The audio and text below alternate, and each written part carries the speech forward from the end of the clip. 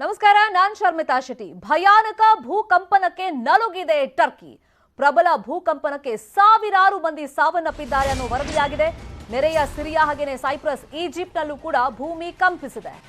ಇನ್ನು ಕಟ್ಟಡಗಳ ಅವಶೇಷಗಳ ಅಡಿ ಜನ ಸಿಕ್ಕಾಕೊಂಡ್ಬಿದ್ದಾರೆ. ಅವರ ರಕ್ಷಣಾ ಕಾರ್ಯ ಮಾಡಲಾಗ್ತಾ ಇದೆ. ರಿಕ್ಟರ್ ಮಾಪಕದಲ್ಲಿ 7.8ರಷ್ಟು ತೀವ್ರತೆ ದಾಖಲಾಗಿದೆ. ಅಂದ್ರೆ ಪ್ರಬಲವಾಗಿ ಭೂಮಿ ಕಂಪಿಸಿದೆ.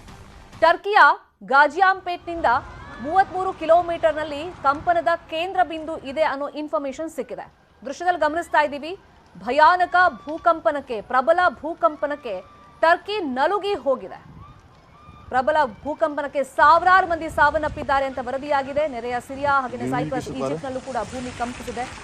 ಎಲ್ಲಿ ನೋಡಿದ್ರು ಸದ್ಯಕ್ಕೆ ಕಂಡು ಬರ್ತಿರೋದು ದೃಶ್ಯದಲ್ಲಿ ಕಟ್ಟಡಗಳ ಅವಶೇಷಗಳ ಅಡು.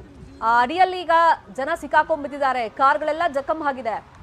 ಜನರ ರಕ್ಷಣಾ ಕಾರ್ಯವನ್ನ ನಡೆಸಲಾಗ್ತಾ ಇದೆ. ರಿಕ್ಟರ್ ಮಾಪಕದಲ್ಲಿ 7.8ರಷ್ಟು ಭೂಕಂಪನದ ತೀವ್ರತೆ ದಾಖಲಾಗಿದೆ.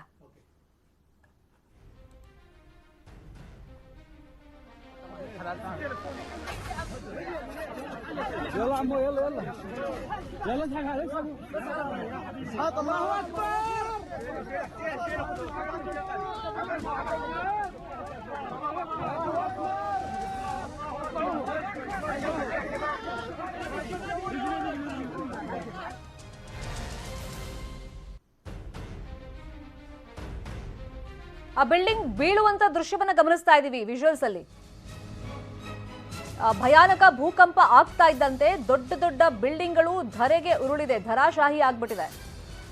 ಇದೇ ವಿಚಾರವಾಗಿ ಮತ್ತಷ್ಟು ಮಾಹಿತಿಯನ್ನು ಕೊಡೋದಕ್ಕೆ ಫೋನ್ ಸಂಪರ್ಕದಲ್ಲಿ ಜಾಯ್ನ್ ಆಗಿದ್ದಾರೆ ನಮ್ಮ ಡೆಪ್ಯೂಟಿ ನ್ಯೂಸ್ ಎಡಿಟರ್ ರಾಘವೇಂದ್ರ ಗುಡಿ. ರಾಘವೇಂದ್ರ ಗುಡಿ, ಈ ದೃಶ್ಯಗಳೇ ಅಲ್ಲಿನ ಭೂಕಂಪನದ ಭಯಾನತೆಯನ್ನ ಮತ್ತೆ ತೀವ್ರತೆಯನ್ನ ಎಕ್ಸ್ಪ್ಲೈನ್ ಮಾಡ್ತಾ ಇದೆ. ಸೊ ಯಾವ್ಯಾವ ಭಾಗದಲ್ಲಿ ಭೂಕಂಪನ ಆಗಿದೆ, ಮತ್ತೆ ಭೂಕಂಪನದ ಕೇಂದ್ರ ಬಿಂದು ಜೊತೆಗೆ ಅಲ್ಲಿ ಸಾವು ನೋವಿನ ವರದಿ ಏನೇನು ಸಿಕ್ಕಿದೆ? ಶರ್ಮಿತಾ, ನಿನ್ನೆ ತಡರಾತ್ರಿ ಸಂಭವಿಸಿದಂತ ಭೂಕಂಪದಿಂದ ಟರ್ಕಿ ಅಕ್ಷರಶಃ ನಲಿಗೆ ಹೋಗಿದೆ. ಒಂದೆರಡು ನಗರಗಳಲ್ಲ, ಬರೋಬ್ಬರಿ 10 ನಗರಗಳಲ್ಲಿರ್ತಕ್ಕಂಥ ಬೃಹತ್ ಕಟ್ಟಡಗಳೇ ಧರೆಗೆ ಉರುಳಿರುವಂತ ದೃಶ್ಯಗಳನ್ನ ನಾವು ನೋಡ್ತಾ ಇದ್ದೀವಿ. ಧರೆಗೆ ಉರುಳಿದಾವೆ ಕೂಡ. ಈಗ ಪ್ರಾರಂಭಿಕವಾಗಿ ಬಂದಂತ ಅಧಿಕೃತ ಸರ್ಕಾರದ ಮಾಹಿತಿಯನ್ನ ನೋಡೋದಾದ್ರೆ ಕನಿಷ್ಠ ಪಕ್ಷ 600 ಜನ ಸಾವನ್ನಪ್ಪಿದ್ದಾರೆ, ಸಾವಿರಾರು ಜನ ಗಂಭೀರವಾಗಿ ಗಾಯಗೊಂಡಿದ್ದಾರೆ ಅಂತ ಹೇಳಲಾಗ್ತಾ ಇದೆ.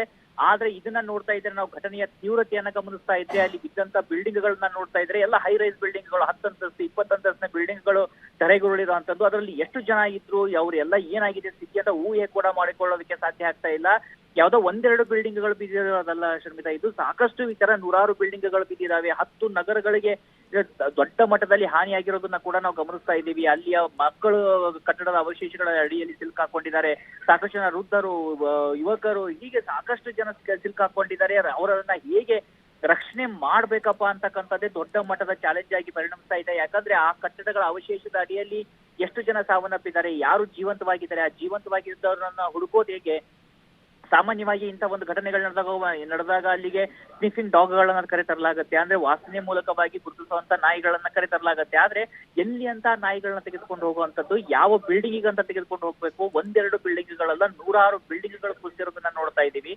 ಅಂದ್ರೆ ಈ ಘಟನೆಯ ತೀವ್ರತೆ ಎಷ್ಟು ದೊಡ್ಡ ಮಟ್ಟದಲ್ಲಿ ಇರ್ಬೋದು. ಕೇವಲ ಟರ್ಕಿ ಮಾತ್ರ, ಅದರ ಅಕ್ಕಪಕ್ಕದಲ್ಲಿರ್ತಕ್ಕಂಥ ಸಿರಿಯಾದಲ್ಲೂ ಕೂಡ ಈ ಒಂದು ಭೂಕಂಪದ ತೀವ್ರತೆ ಕಂಡು ಬಂದಿದೆ. ಸಿಪ್ರಿಯಾದಲ್ಲಿ ಕಂಡು ಬಂದಿರತಕ್ಕಂಥದ್ದು ನಾವು ನೋಡ್ತಾ ಇದ್ದೀವಿ. ಜೊತೆಗೆ ಈಜಿಪ್ಟ್ ನಲ್ಲೂ ಕೂಡ ಇದರಿಂದ ಸಾಕಷ್ಟು ಜನರಿಗೆ ಅಲ್ಲಿ ತೊಂದರೆ ಆಗಿದೆ ಅಂತ ಗೊತ್ತಾಗ್ತಾ ಇದೆ. ಆದ್ರೆ ಟರ್ಕಿಯಲ್ಲಿ ದೊಡ್ಡ ಪ್ರಮಾಣದಲ್ಲಿ ರಿಕ್ಟರ್ ಮಾಪಕದಲ್ಲಿ 7.8ರಷ್ಟು ಒಂದು ಭೂಮಿ ಕಂಪಿಸಿರೋದನ್ನ ನೋಡ್ತಾ ಇದೀವಿ. ಹೀಗಾಗಿ ಇಲ್ಲಿ ಆಗ್ತಿರ್ತಕ್ಕಂಥ ಸಾವು ನೋವನ್ನ ಊಹೆ ಕೂಡ ಮಾಡಿಕೊಳ್ಳೋದಕ್ಕೆ ಸಾಧ್ಯ ಆಗ್ತಾ ಇಲ್ಲ. ಇದೇ ಕಾರಣದಿಂದಾಗಿ ಈಗ ಭಾರತ ಕೂಡ ಹೇಳ್ತಾ ಇರೋದೇನಂದ್ರೆ, ನಾವು ಎಲ್ಲ ರೀತಿಯ ಸಹಾಯವನ್ನ ಮಾಡ್ತೀವಿ, ನಿಮಗೆ ಯಾವ ರೀತಿ ಸಹಾಯ ಬೇಕು ಹೇಳಿ ಅಂತ ಸ್ವತಃ ಪ್ರಧಾನಮಂತ್ರಿ ನರೇಂದ್ರ ಮೋದಿ ಅವರೇ ಇವತ್ತು ಬೆಂಗಳೂರಿನಲ್ಲಿ ಅವಘಡಗಳು ಸಂಭವಿಸಿದಾಗ, ಪ್ರಾಕೃತಿಕ ವಿಕೋಪಗಳು ಸಂಭವಿಸಿದಾಗ, ಬೇರೆ ದೇಶದ ನೆರವಿನ ಅಗತ್ಯತೆಯಲ್ಲಿ ಭೂಕಂಪನಕ್ಕೆ ಒಳಗಾದಂತ ಪ್ರದೇಶಗಳು ಇರ್ತಾವೆ. ಬಟ್ ಆ ಭಯಾನಕತೆ ಮತ್ತೆ ತೀವ್ರತೆ ಬಗ್ಗೆ ಹೇಳೋದಾದ್ರೆ ಗುಡಿ, ಈಗ 1 ಶತಮಾನದಲ್ಲೇ ಅತ್ಯಂತ ಭಯಾನಕವಾದಂತ ಒಂದು ಭೂಕಂಪನ ಇದಾಗಿದೆ ಅಂತ ಹೇಳ್ತಾ ಇದ್ದಾರೆ. ಖಂಡಿತವಾಗಿಯೂ ಕಂಡು ಬರ್ತಾ ಇರುವಂತಂದು ಈ ದೃಶ್ಯವನ್ನ ನೋಡ್ತಾ ಇದ್ರೆ ಹಾಗೆ ಅನ್ಸುತ್ತೆ ಶರ್ಮಿತಾ. ಯಾಕಂದ್ರೆ ಕಳೆದ ಬಾರಿ 1999 ಆ ಒಂದು ಸಂದರ್ಭದಲ್ಲೂ ಕೂಡ ಟರ್ಕಿಯಲ್ಲಿ ಭೂಕಂಪ ಆಗಿರುತ್ತೆ. ಈ ಭೂಕಂಪದ ಆ ಸಂದರ್ಭದಲ್ಲಿ 17,000 ಜನ ಸಾವಿನಪ್ಪಿರೋ ಬಗ್ಗೆ ಮಾಹಿತಿಗಳಿದಾವೆ. ಆದ್ರೆ ಈ ಭೂಕಂಪದ ತೀವ್ರತೆ ಮಾತ್ರ ಊಹೆ ಕೂಡ ಮಾಡಿಕೊಳ್ಳೋದಕ್ಕೆ ಸಾಧ್ಯ ಆಗ್ತಾ ಇಲ್ಲ. ಸಿರಿಯಾದಲ್ಲೇ ಕೂಡ ಸುಮಾರು 50 ಜನ ಸಾವನ್ನಪ್ಪಿದ್ದಾರೆ, 500ಕ್ಕೂ ಅಧಿಕ ಜನ ಗಂಭೀರವಾಗಿ ಗಾಯಗೊಂಡಿದ್ದಾರೆ. 140 ಬಿಲ್ಡಿಂಗ್ ಗಳು ಸಿರಿಯಾದಲ್ಲಿ ಬಿದ್ದಾವೆ ಅಂತ ಮಾಹಿತಿಗಳು ಬರ್ತಾ ಇದಾವೆ. ಅದೇ ರೀತಿಯಾಗಿ ನೋಡ್ತಾ ಇದ್ರೆ ಟರ್ಕಿಯಲ್ಲೂ ಕೂಡ ಸುಮಾರು 1700 ಬಿಲ್ಡಿಂಗ್ ಗಳು ಬಿದ್ದಿದ್ದಾವೆ ಅಂತ ಹೇಳಿ ಪ್ರಾರಂಭಿಕವಾಗಿ ವಿಚಾರವಾಗಿ ಒಂದು ಲೆಕ್ಕಾಚಾರ ಸಿಗ್ತಾ ಇದೆ. ಆದ್ರೂ ಕೂಡ ಯಾವುದು ಅಧಿಕೃತವಲ್ಲ. ಈಗ ಅಲ್ಲಿ ಸಮರೋಪಾದಿಯಲ್ಲಿ ಜನರ ರಕ್ಷಣೆಯ ಕಾರ್ಯ ನಡಿಬೇಕಾಗತ್ತೆ, ಚಿಕಿತ್ಸೆಗೆ ಬೇಕಾಗತ್ತೆ, ಮೊಬೈಲ್ ಆಸ್ಪತ್ರೆಗಳು ಬೇಕಾಗತ್ತೆ, ನರ್ಸ್ಗಳ ಅಗತ್ಯತೆ ಇದೆ, ಔಷಧೋಪಚಾರಗಳ ಅಗತ್ಯತೆ ಕಂಡು ಬರ್ತಾ ಇದೆ. ಅದು ಈಗ ಅಂತಾರಾಷ್ಟ್ರೀಯ ಮಟ್ಟದಲ್ಲಿ ಪ್ರತಿ ಕ್ಷಣ ಟರ್ಕಿ ಭಾರತದ ವಿರುದ್ಧ ಮನಸ್ಥಿತಿಯನ್ನು ಪ್ರದರ್ಶನ ಮಾಡಿದ್ರು. ಪಾಕಿಸ್ತಾನಕ್ಕೆ ದೊಡ್ಡ ಮಟ್ಟದಲ್ಲಿ ಸಹಾಯವನ್ನ ಮಾಡಿ ಪಾಕಿಸ್ತಾನದ ಸಪೋರ್ಟಿಗೆ ನಿಂತಿದ್ರು ಕೂಡ ಭಾರತ ಇವತ್ತು ಮಾನವೀಯತೆಯನ್ನ ಮರಿತಾ ಇದೆ.